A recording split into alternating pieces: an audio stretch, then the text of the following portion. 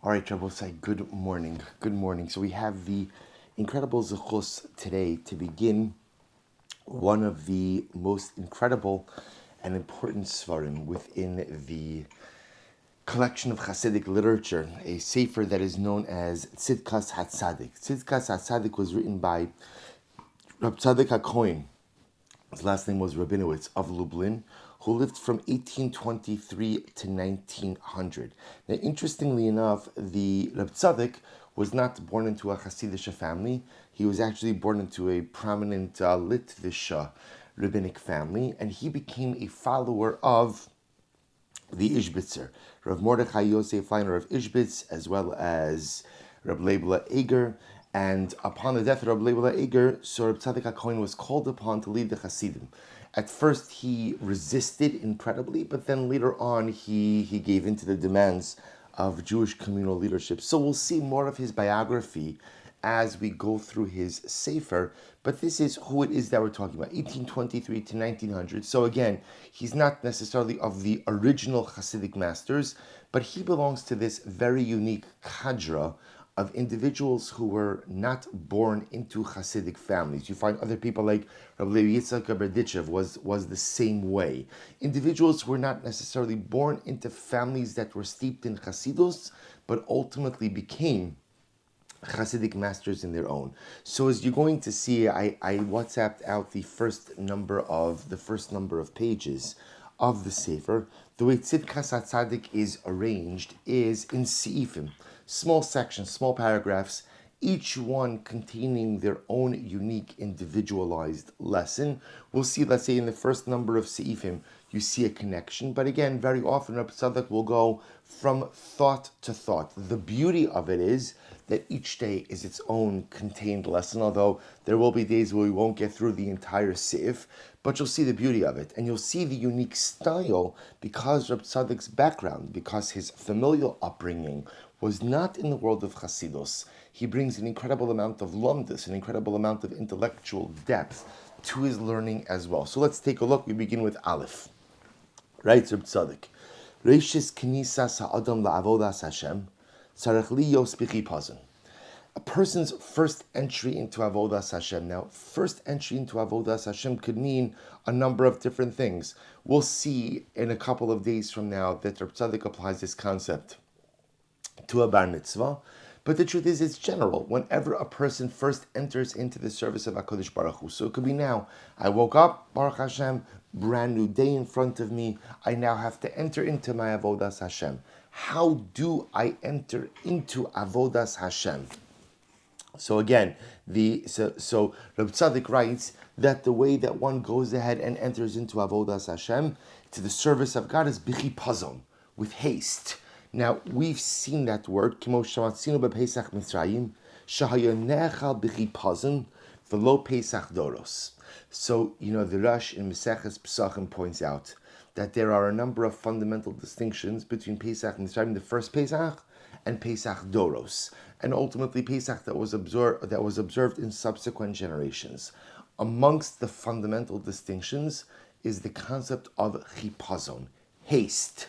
That in Pesach Mitzrayim, you had to consume the Karban Pesach in haste. Now the truth is, when we say you had to consume it in haste, it doesn't literally mean you had to eat quickly, but remember, it more refers to the way in which you consume the Karban Pesach. Namely, you had to have your staff in your hand, your shoes on, your belt on. You had to be ready to go.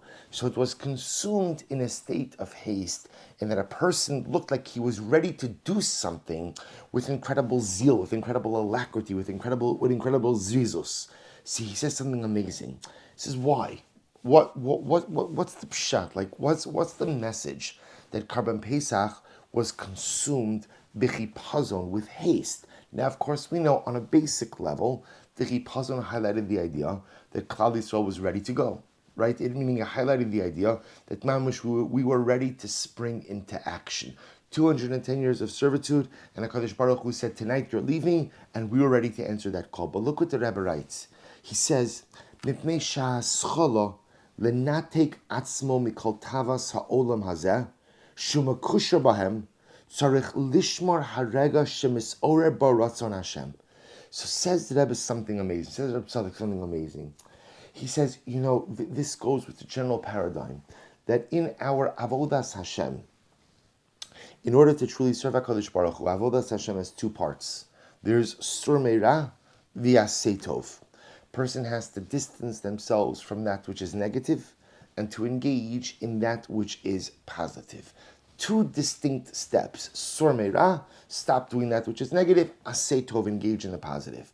But sometimes in order to go ahead and live up to this, and again, the reason why this is fascinating is because just most of us gravitate much more towards Aseh Tov as opposed to Sur Meira, which makes sense. It's much easier to do good things than it is to stop doing negative things. So whenever we try to affect change within ourselves, very often what we're focused on is, what could I take on? What could I do? How can I improve? As opposed to saying, what's the stuff that's holding me back and how do I get rid of it? How do I get rid of it? And that's why, if we're honest with ourselves, a lot of times when we try to affect change within ourselves, we don't end up getting as far as we would like to. And that's because without Sur Meira, without going ahead and extracting or taking away that which is negative and holding me back, it's very difficult for me to progress and very difficult for me to move forward. So says Reb Tzaddik something amazing. When a person wants to grow, and a person wants to serve HaKadosh Baruch Hu, and a person wants to be the best version of themselves, the first thing I have to do is I have to identify the things that are holding me back. And the Rebbe calls that Taivas Olam Hazeh. What are the desires? What are the things that are just holding me back? What's the negativity that's anchoring me to mediocrity? He says, when you identify those things, Tzarech lishmor harega shemis ore beratzon Hashem. So when you identify the things that are holding you back, and then I identify in myself an incredible desire, I awaken within myself a desire to serve HaKadosh Baruch Hu, he says, in that moment, Tzarech lishmor harega shemis ore beratzon Hashem, v'lach pos al osarega lemaher lotzeis mehem ulai yuchal. So the Rebbe says something amazing. We've spoken about this concept before. Yetzias Mitzrayim doesn't just literally mean the exodus from Egypt, right? Yetzias Mitzrayim means Mitzarim, means the narrow straits. Mitzrayim doesn't just refer to geographic Egypt, but Mitzrayim refers to whatever the circumstances are in my life that I am contending with. Yetzias Mitzrayim, what does it mean that every single day a person is obligated to remember Yetzias Mitzrayim? He said every single day a person is supposed to try to leave his Egypt. A person is supposed to try to leave his narrow straits. A person is supposed to go ahead and try to leave the things that hold him back in order to move forward. And every single day, what happens? Every day, there's a moment of inspiration. Every day there's that moment. Shemis orer bo ratzon Hashem. I have that moment where I just feel, you know what? I can be better. I can be better. I can be holier. I can be something great. But says Rebbe, what's the danger? That moment comes, but the moment, just as quickly as it comes, it passes. So when that moment comes, what do I need? I need chipazon. I need haste. I need to grab it. I need to grab it. And if I grab it, then incredible. If I grab it, then I can maximize it. If I grab it, then I can utilize it. But if there's no chipazon, if there's no haste, then the moment comes and the moment goes, and I remain unchanged. Ulachpos al osarega lemaher latseis mehem ulayucha. Says Reb Tzaddik, that was the meaning of chipazon by Yetzias Mitzrayim. HaKadosh Baruch Hu says, you are about to leave the circumstances of your life mediocrity. You are about to leave the circumstances of your life negativity. Mitzrayim Meitzarim. Mina Meitzar Karasika. You're about to leave the narrow straits of life. But when you have an opportunity to leave Egypt, you got to take it. You got to take it. And you got to take it fast. Because if you wait to take that opportunity to leave your Egypt until it's more convenient, or until you feel a little more into it, until a whole bunch of other circumstances fall into place, the moment comes and the moment goes. Says the Rebbe, that's the message ultimately of chipazon. When the moment of inspiration, for you to become better, for me to leave my Mitzrayim comes about, grab it. What's an incredible yesod? What HaTzaddik is teaching us is that moments of opportunity for change and moments of opportunity for growth occur every single day. But if you don't take it b'chipazon, then the moments are fleeting. V'haraya, 4/5 of Klal Yisrael didn't leave Mitzrayim. Right? 4/5 of the Jewish people remained in the narrow straits. They never left. Because if you don't take the opportunities of life b'chipazon with haste, they simply pass you by. He ends off by saying, V'achar kach, shuv yelich b'mesinos ula'at kivin pesach doros. So the Rebbe says it's interesting. He says, sometimes all you need in life is to take that first moment b'chipazon.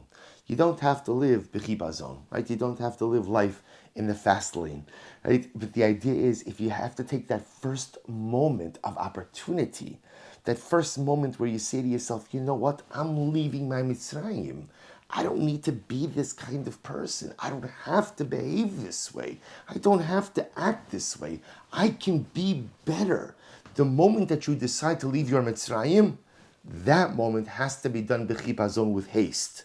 After you leave Mitzrayim b'chipazon, then you have the opportunity, says HaTzaddik, to live the rest of your life and to take the next steps, ultimately again, b'mesinos ula'at. Then you could take the subsequent steps ultimately slowly and methodically. But the first moment when you decide to leave your Mitzrayim, the first moment when you decide to become someone better, someone different, someone holy, that moment, that decision must be executed b'chipazon. Because if you don't, as quickly as the hisorurus for Ratzon Hashem, as the awakening to fulfill the will of God came, as quickly as it came, it'll leave just as quickly. All right, so we'll stop over here for today. We'll pick up Emeretz Hashem Sif Beis tomorrow.